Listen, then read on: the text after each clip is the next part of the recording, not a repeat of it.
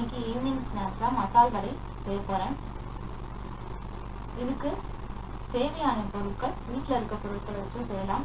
கடலைப்பருப்பு 1 டம்ளர், 1 கைப்பிடி அளவு உளுத்தம்பருப்பு எடுத்துருக்கேன். ரெண்டுத்தையும் ஒரு ½ அன் ஹவர் ஊற போட்டா போதும். நல்லா ஊறிட்டு இப்போ இதை நம்ம ரொம்ப நைஸா அரைக்காம குறை பருப்பு நல்லா ரொம்ப இதுவா இல்லாம ஓரளவுக்கு உனக்கிடமா அரைச்சா போதும். எனக்கு தேவையான அளவுக்கு நான் மிளகாய் எடுத்துட்டு இருக்கேன். ஒரு 5 மிளகாய் இது மாதிரி அரைச்சுக்கணும். இதுல பச்சை மிளகாய் ஒரு 2, கருவேப்பிலை, கொத்தமல்லி, இஞ்சி,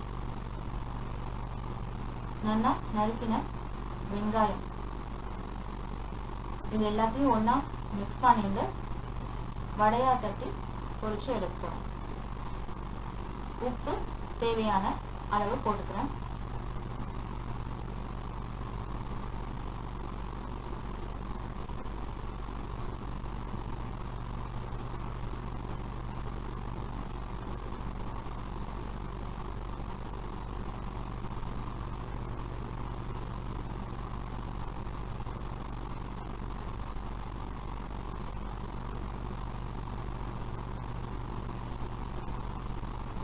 நல்லா மிக்ஸ் ஆகிட்டு இப்போ கையில் கொஞ்சம் கொஞ்சமாக தண்ணி தொட்டுண்டு நீங்கள் வடை தட்டினா உங்களுக்கு ஈஸியாக இருக்கும்.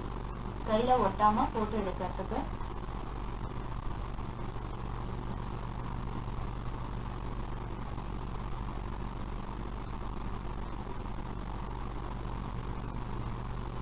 எண்ணெய் நல்லா காஞ்சிருக்கணும். நல்லா கொதிக்கிற எண்ணெயில போட்டு எடுக்கணும். இந்த மாதிரி பபிள்ஸோட சலசலன்னு இருக்கும். இந்த சலசலப்பு அடங்கினதுக்கு அப்புறம் வடையை எடுத்துடலாம்.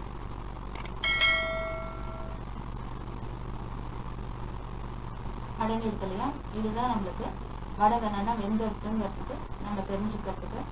ஸோ மசால் வடை ரெடியாக எடுத்து மீதி இருக்க மாவையும் இதே மாதிரி போட்டு எடுத்துடலாம். ஈவினிங் ஸ்நாக்ஸ் ரெடியாக இருக்கு.